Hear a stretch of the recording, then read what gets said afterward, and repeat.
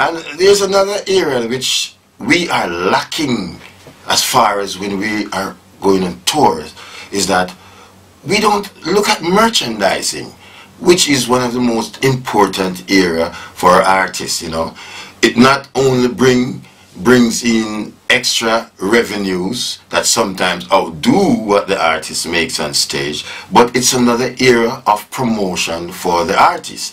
The greatest thing for people is to take home a piece of a show or a piece of an artist by way of a t-shirt, a hat, a poster, or something that he can take back to his community, and everybody in the community likes it and they're gonna want some the same way. So I always encourage artists that you should and must carry with you along the tour merchandise, which is a very important part of your career.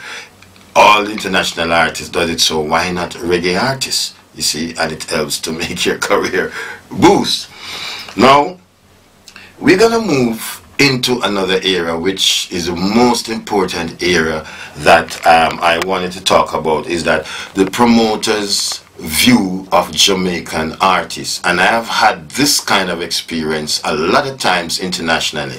Now, artists has this wrong perception that when a promoter contracts him for a show, that the deposit belongs to the artist. It is not the artist's money.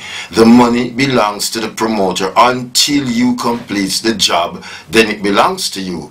When a promoter put up his deposit, it's a way of showing, yes, here's my deposit, 50% deposit or whatever you agree to, that the show is definitely going on. That money should be put in escrow and cannot and should not be touched by no one. The only person has authority to touch that money is the promoter. Sometimes when a tour and the agent asks the promoter, they will give permission to release monies to help with things like airline tickets, to help with things like deposits for buses and all that stuff, especially in this time when most artists really don't have the backing of record companies to front this money for them. So promoters don't mind doing that. But when monies are going into artists' pocket and they eat off the money and it's finished, and God forbid something happens that the artist cannot turn up for the show, then it creates a lot of problem. And it's not all about just giving back a promoter his deposit. It's more than that. The promoter has a lot that he has to look into. His credibility, the loss of potential income, his name, his company name has been tarnished, because no matter what happened, people are just going to look at it as either the promoter did not have a proper contract in place. And this thing has been recurring many times over and over, and it has now reached a critical point where promoters are scared to send their deposits to Jamaica, because they have it that Jamaican reggae artists are irresponsible.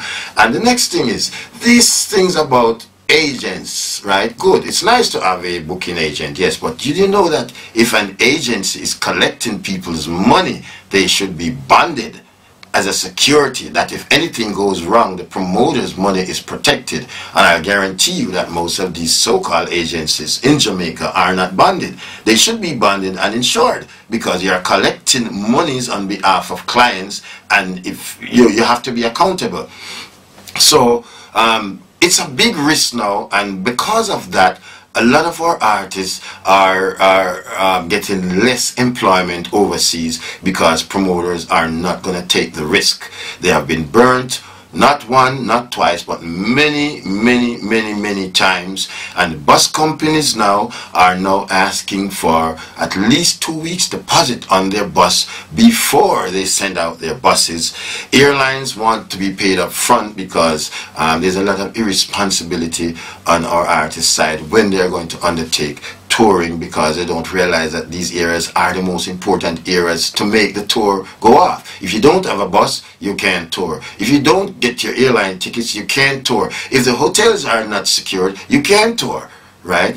So a deposit is not to go into the artist's pocket. And please, entertainers, this is very important, and you're going to suffer in the long run, because promoters are hesitant about sending their monies to Jamaica. So be professional and take it to the next.